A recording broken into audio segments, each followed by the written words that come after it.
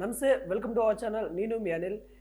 BRS కీలక నేత working president KTR పై అయితే మరో కేసు అయితే ఫైల్ అయింది. నాంపల్ కోర్టులో అయితే మరి పిటిషన్ దాఖలైన నేపథ్యం అయితే కనబడతా ఉంది. మాజీ మంత్రి బీఆర్ఎస్ వర్కింగ్ ప్రెసిడెంట్గా తనైతే కొనసాగుతూ ఉన్నారు. కేటీఆర్ పై శనివారము నాంపల్లి స్పెషల్ కోర్టులో అయితే క్రిమినల్ పిటిషన్ అయితే దాఖలైనట్టు కూడా తెలుస్తూ ఉంది. ప్రముఖ వ్యాపారవేత్త సుజన్ రెడ్డి గారు అయితే క్రిమినల్ కోర్టుకి అయితే పిటిషన్లు అయితే దాఖలు చేశారు. అమృత్ టెండర్ల విషయము కేటీఆర్ తన నిరాధనమైన ఆరోపణలు చేశారు, దానిలో నిజాలు ఏమీ లేవు అన్నట్టుగా తనైతే సుజన్ కుమార్ రెడ్డి అయితే హైకోర్టుని అయితే ఆశ్రమించినట్టు కూడా తెలుస్తూ ఉంది. ప్రజలను తప్పుదోవ పట్టించేలా కేటీఆర్ ఆరోపణలు చేస్తూ ఉన్నారని ఆయన తన పిటిషన్లో పేర్కొన్నారు. కేటీఆర్ ఆరోపణలు చేస్తున్న శోధన్ కన్స్ట్రక్షన్ 2011లో ప్రారంభమైంది. ఆ కంపెనీ ఎండీగా ఎవరైతే కందల దీప్తిరెడ్డి గారు వివరిస్తూ ఉన్నారు. ఆ సంస్థలో తనకు ఎలాంటి షేర్లు లేవని స్పష్టం చేశారు సుజన్ రెడ్డి గారు. శోధ కన్స్ట్రక్షన్లతో తనకు లింకులు చేస్తూ కేటీఆర్ అందరినీ తప్పుదోవ తప్పించేలా మాట్లాడాడు.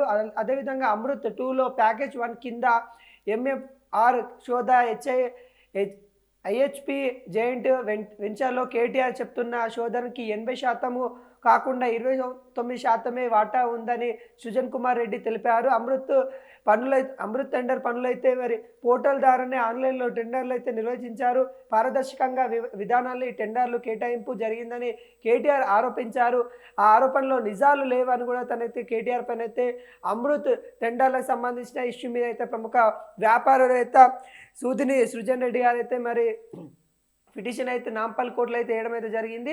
తన వ్యక్తిగత ప్రతిష్టకు దెబ్బతినే విధంగా ఆయన ఆరోపణలు చేశారని లీగల్ నోటీసులు అయితే ఇచ్చారు. తీరు మార్చుకోకపోవడంతో తాజాగా క్రిమినల్ పిటిషన్ దాఖలు చేసిన సుజన్ కుమార్ రెడ్డి దాఖలు చేసిన పిటిషన్లో నాంపల్లి స్పెషల్ కోర్టు వచ్చే సోమవారం విచారణ చేపడుతుంది. ఆయన స్టేట్మెంట్ ఏంటో నమోదు చేసుకున్న తర్వాత విరుపక్షాల వాదన విన్న తర్వాత కేసు తీర్పు అయితే ఉన్నట్టు కూడా తెలుస్తూ ఉంది. అదేవిధంగా నాంపల్లి కోర్టులో మరి ఏదైతే సంబంధించిన కేసు ఉందో సోమవారం మరి విచారణ జరగనున్నట్టు కూడా తెలిసింది. శోధ కన్వెక్షన్ గురించి లింకులు చేస్తూ తన మీద అనేక ఆరోపణలు చేశారు. ఆరోపణలో ఎలాంటి నిజాలు లేవని సుజన్ రెడ్డి మరి కోర్టును ఆశ్రయించిన దాఖలాలు అయితే కనబడతా ఉంది. నాంపల్లి స్పెషల్ కోర్టులో క్రిమినల్ పిటిషన్ అయితే మరి కేటీఆర్ మీద అయితే దాఖలైంది. ఈ దాఖలైన విషయాలలో అయితే మరి సుజన్ రెడ్డి స్పష్టం చేస్తూ ఉన్నారు. కేటీఆర్ అనేక విషయాలు నోరు జారి మాట్లాడుతున్న దాఖలాలు కనబడతా ఉన్నాయి. గతంలో కూడా కేటీఆర్కి మేము అయితే మరి నోటీసులు అయితే ఇచ్చినప్పుడు కూడా తీరు మార్చుకోకపోవడం వల్ల మేము మళ్ళీ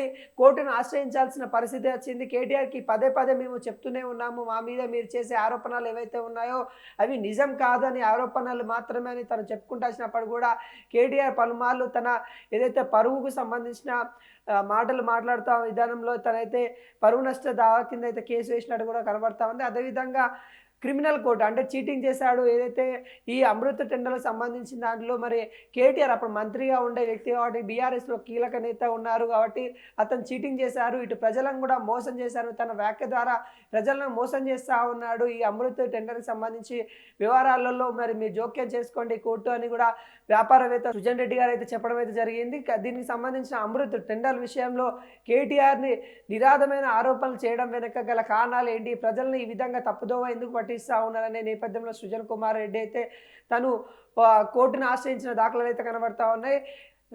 నాంపల్లి కోర్టులో అయితే మరి ఈ విచారణ అయితే సోమవారం అయితే జరగనున్నట్టు కూడా మనకైతే తెలుస్తూ ఉంది.